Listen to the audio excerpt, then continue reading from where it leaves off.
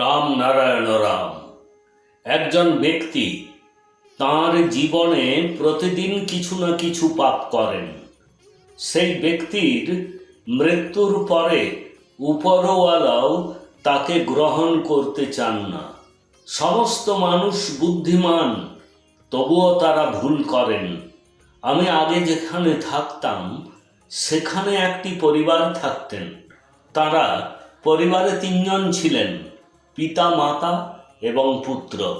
ছেলের বাবা সর্বদা সিগারেট পান করতেন। একদিন ছেলেটিও তার বাবার দেখা দেখি সিগারেট চুরি করে ধূমপান শুরু করে। একদিন তার বাবা তাকে ধূমপান করতে দেখেন এবং তাকে প্রচণ্ড মারধর করেন। কে সেই পিতাকে বোঝাবে যে ছেলেটি তাকেই দেখার পরে এই রকম খারাপ অভ্যাসটি শিখেছে?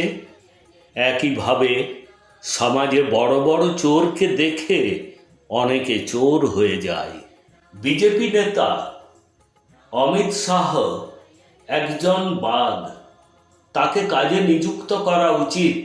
যত দুর্নীতিগ্রস্ত মানুষ রয়েছে তাদের কারাগারে নিক্ষেপ করা উচিত। প্রধানমন্ত্রী নরেন্দ্র মোদী একজন ভালো নেতা।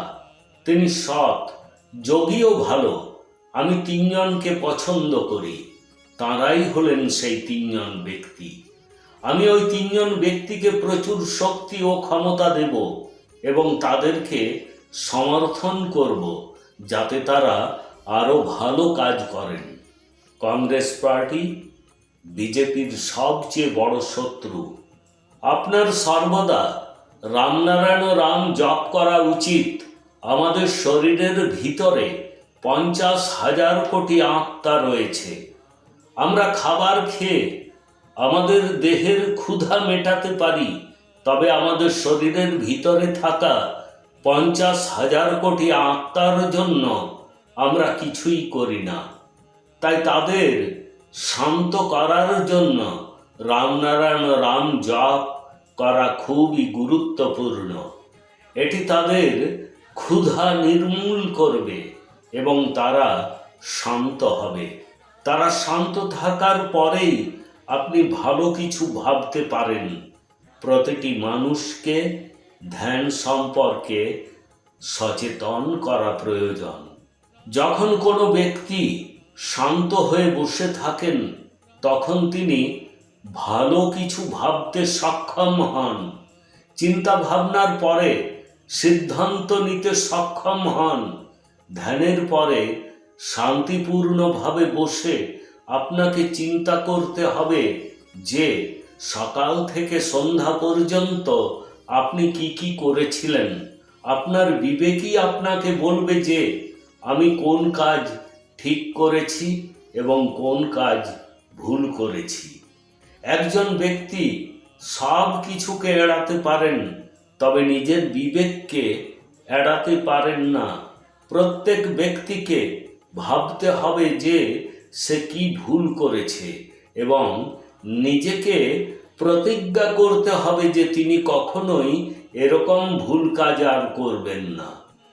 মানুষের কোনো ধর্মের পুরোহিতদের কথা শুনে বিচ্যুত হওয়া উচিত নয়।